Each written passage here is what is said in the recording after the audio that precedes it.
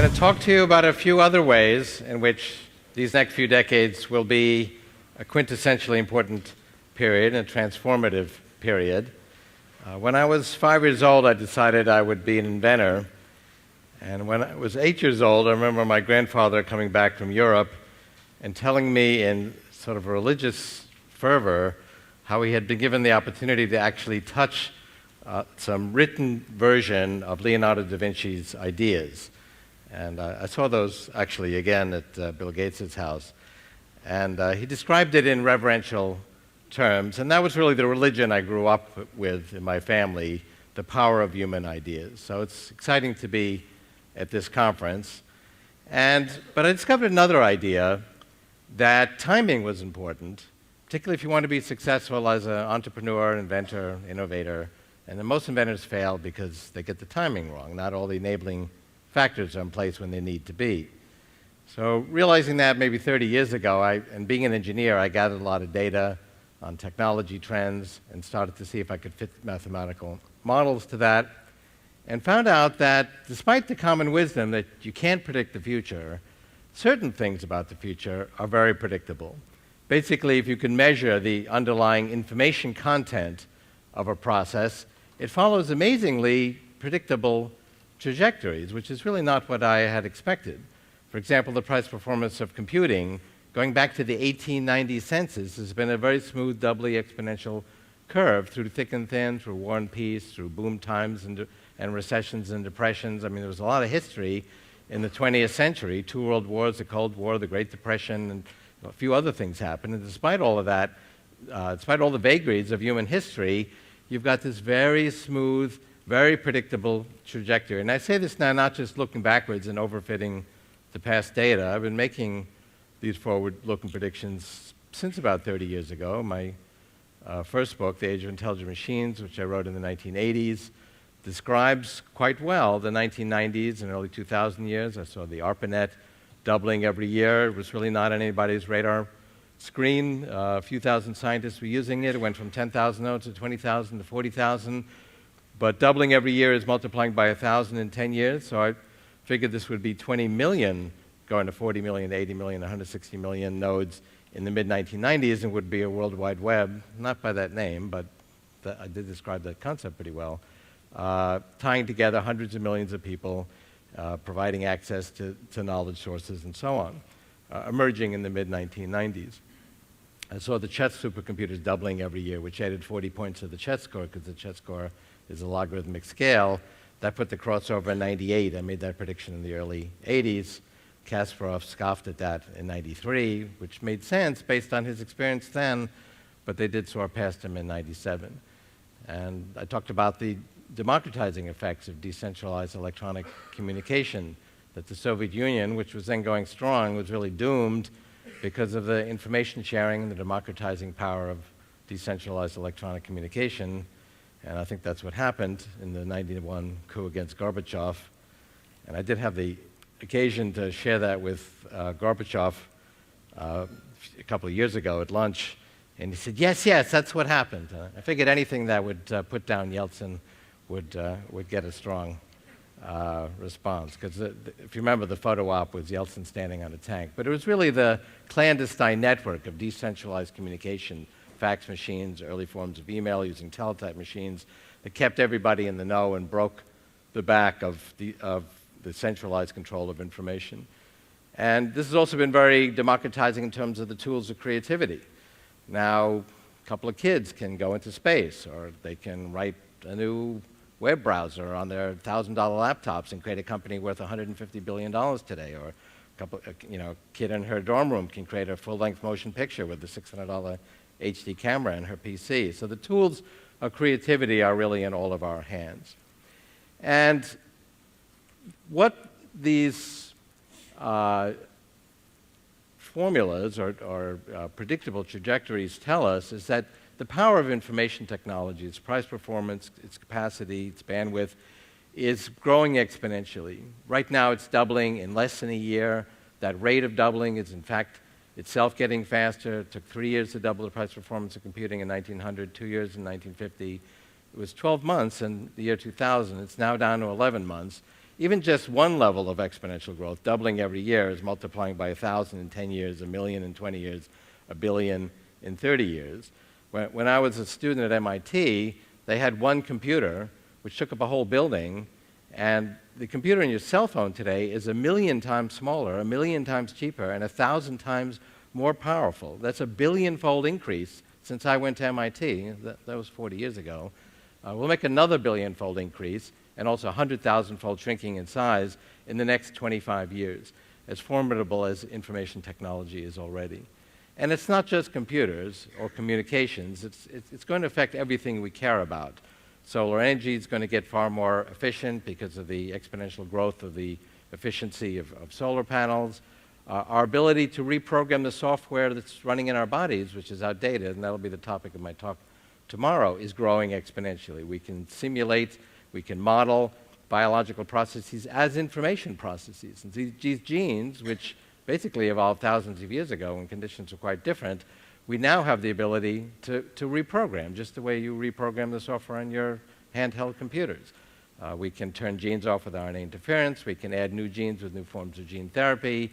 And these technologies, which are now formative, will be 1,000 times more powerful in 10 years, 1,000,000 times more powerful in 20 years. And we really will have the ability to reprogram this outdated software and radically extend human longevity. So all the more reason to keep track of your health the old-fashioned way for a little bit longer so we can take advantage of that process. So I want to give you one example of how I've applied this to my own technology work. I have used these prediction tools to write books and talk about what the future will be like in 10 or 20 years. So we can invent with the technologies of the 2020s. We can't build those machines now, but we can envision them, imagine them, and write about them and dialogue about their implications. But technology is moving so quickly now that even the 4, 5, 6-year horizon of technology projects is sufficient that the world will be a very different place in a short period of time. So I've been involved for about 30 years in reading machines for the blind. 1976, I introduced this. It was the size of a washing machine. It was the world's first print-to-speech reading machine. And it could read, but it was very expensive and it had limitations, and it was quite large. And it got smaller over the years, but it was, in 2002, it was still a device that sat on your desk. And so at technology disabilities conferences, I would talk about someday a blind person will be able to take a device out of their pocket and read signs on the wall, handouts at meetings like this one, menus, ATM bank displays, and read all the print as they go through the day, including and also dyslexic individuals. So in 2002, the head of the National Federation of the Blind, Dr. Mark Maurer, said, "Well, Ray, you've been talking about this for years. When is this going to be feasible?" And I said, "Well, according to our models of digital camera technology, pocket computer technology, cell phone technology, we'll have the requisite hardware in 6 years, 2008. He said, "Okay, what about the software?" And I said, "Well, we have to do more than just put optical character recognition and speech synthesis into the pocket computer. We need a new layer of software because as the blind person holds the device, there's 3 different levels of tilt and rotation that we have to accommodate for. There's uneven illumination. You don't have the controlled illumination of a scanner. You have curved images. You have strange background images." I mentioned 7 or 8 vagaries of real-world images taken by a blind person holding a device in the air. And he said, "All right, well, how long will that take?" I said, 6 years. So he said, "Okay, let's get started." So we started on a joint venture in 2002 to develop a pocket-sized reading machine for the blind, which I'm holding here. And sure enough, second quarter of this year, the requisite hardware became available. A little bit to my surprise, we actually got the software done on time. And this KNFB reading machine was introduced a few months ago. There's now about 1,000 blind guys and gals and dyslexic individuals taking pictures of signs on the wall and handouts at meetings and reading all the print as they go through the day. Taking picture. And it has an elaborate mode that actually guides Taking the blind picture person, failed. telling Complex them if background. Or try restarting the application.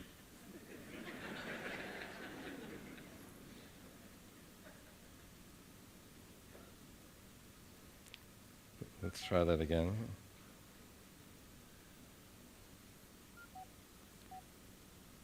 Settings loaded. Ready. Viewfinder on. Taking picture. It will guide the blind person as to where the print failed. is. Complex background. Or try restarting the application. Let me reload the application.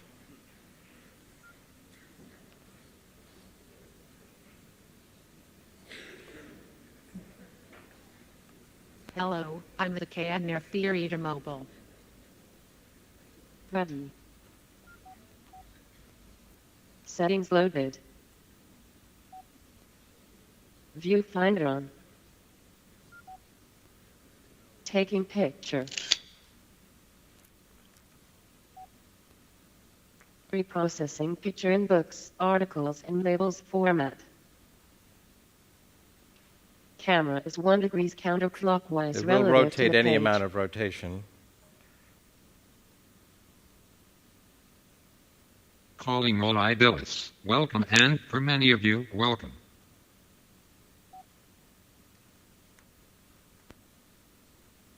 Back to our annual worship at the altar of the big idea. 3 days and nights of stimulation, illumination, and fun each year. We strive to help you refine your understanding of the world with its Canceling. Please wait. Processing. Processing cancelled. Ready. So preparing for this, I picked up this document. Viewfinder on. This will read in 3 different languages, 7 languages. Taking picture. Reprocessing picture in books, articles, and labels format. Camera is 2 degrees counterclockwise relative to the page. friends. An article de Wikip 6 dia, Fensadope 6 die lieber, la France, Lula R6 publiek vrijheid pour les usages for tools, estantes don't. Processing. Processing cancelled.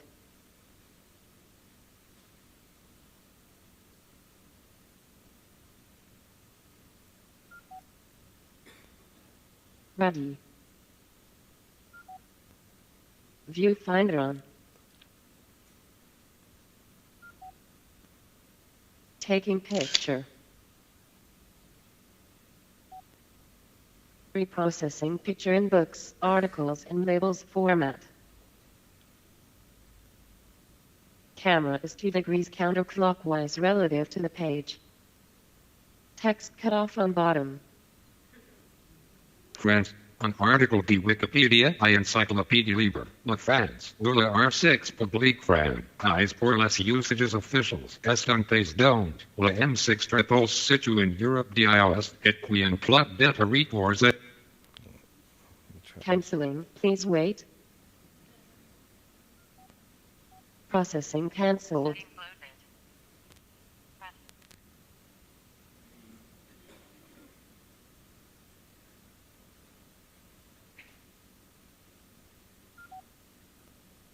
Viewfinder on. Taking picture. Reprocessing picture in books, articles, and labels format. Camera is 1 degrees counterclockwise relative to the page. France. Un article de Wikipédia, l'encyclopédie libre. La France, ou la République française, pour les usages officiels, est un pays dont la métropole se situe en Europe de l'Ouest et qui inclut des territoires à divers endroits du globe. La France est membre. So that's reading this French Canceling, document. please wait. Translation on. Ready. France. From Wikipedia, the Free So I Encyclopedia. just asked it to France, translate or that the now French into English. Republic for official purposes, is a country whose city is located in Western Europe, which includes territories at various places in the globe. France is a member of the European Union. Of all the major European states, it is the oldest established. So that's reading a French document, but coming out in English.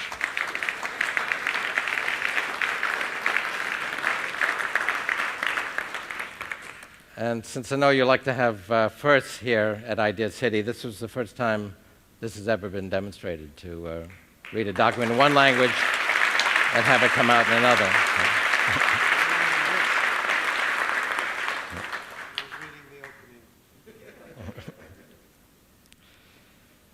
So, and other people have noticed, hey, you can actually do this now in a cell phone, and so they're starting to develop this. And perhaps they'll be more efficient than we were and won't take 6 years, but we do have a jump on the market because we were able to anticipate where technology would be several years hence. And the world changes now quite dramatically. I mean, 2002, 6 years ago, most people didn't use search engines. I mean, imagine life without search engines. That sounds like ancient history. That was only 6 years ago. So the pace of change is accelerating. And in fact, I've measured this. It's doubling every decade. The telephone took 50 years to be adopted by a quarter of the US population. Cell phone did that in 7 years. Telephone, radio, television, those technologies took decades to be adopted by a mass audience, a quarter of the population. Cell phone, mobile phone, the web did that in just a few years' time. And I have a whole theory on evolution as to why this is the case.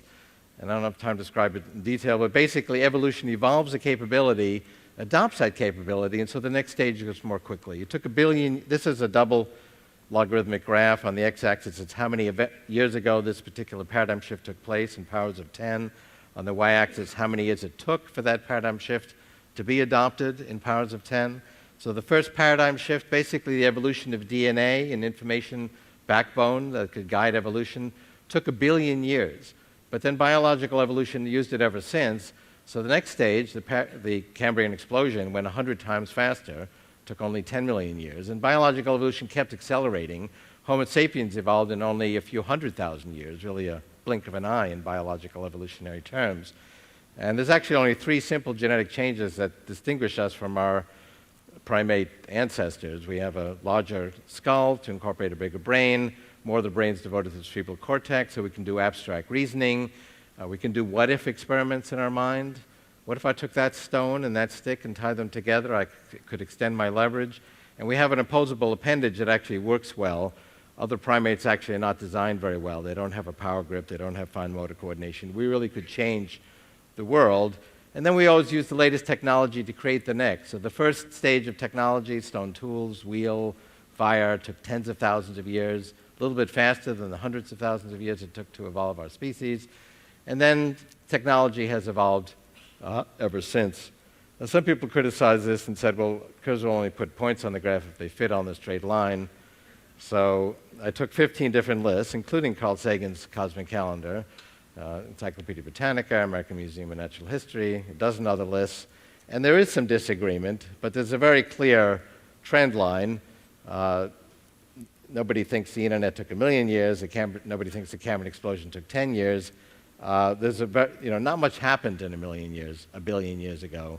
There's been a clear acceleration in both biological and technological evolution, with the technological evolution emerging smoothly from the biological evolution that created the technology-creating species.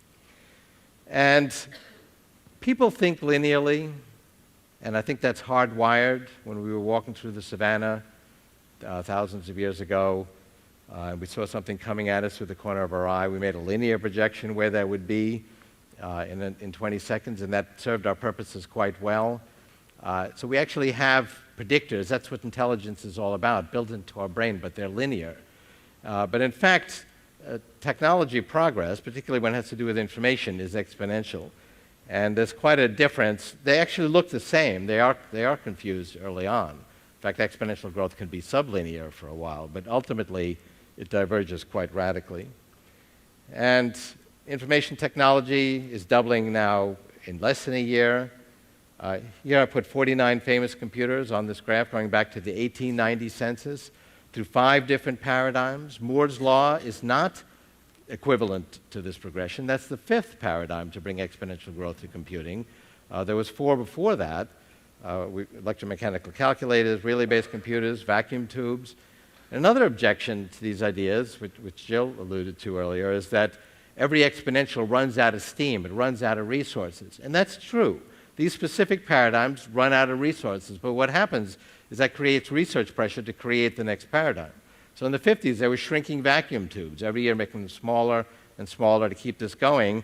That ran out of steam. They couldn't shrink the vacuum tubes anymore and keep the vacuum, and that was the end of the shrinking of vacuum tubes. It was not the end of the exponential growth of computing. We went to the 4th paradigm, and then the 5th, which was Moore's law, the shrinking of sizes on an integrated circuit.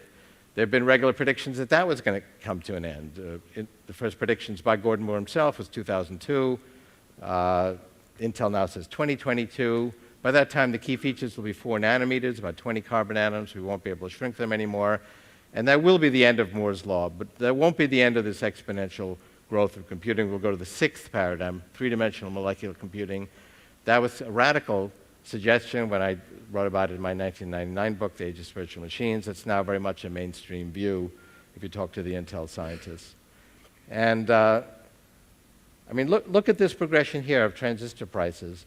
I mean, this represents billions-fold of price-performance improvement on this logarithmic graph. But what's even more amazing, we went from 1 transistor for $1 to 10 million per dollar in 2002. It's now 300 million per dollar. But look at how predictable and smooth and inexorable a progression that is. Now, it looks like it's the output of some tabletop experiment or some government-mandated program, but this is actually the result of the innovation and competition of all of you and millions of other people around the world, and it produces this very predictable progression. And as we've made them cheaper, they're actually faster, so the cost of a transistor cycle has come down by half. So that's actually 50% deflation for electronics. It's also true of every form of information, whether you're talking about genetic sequencing or brain data. No matter if you can measure the information content, it has a 50% deflation rate.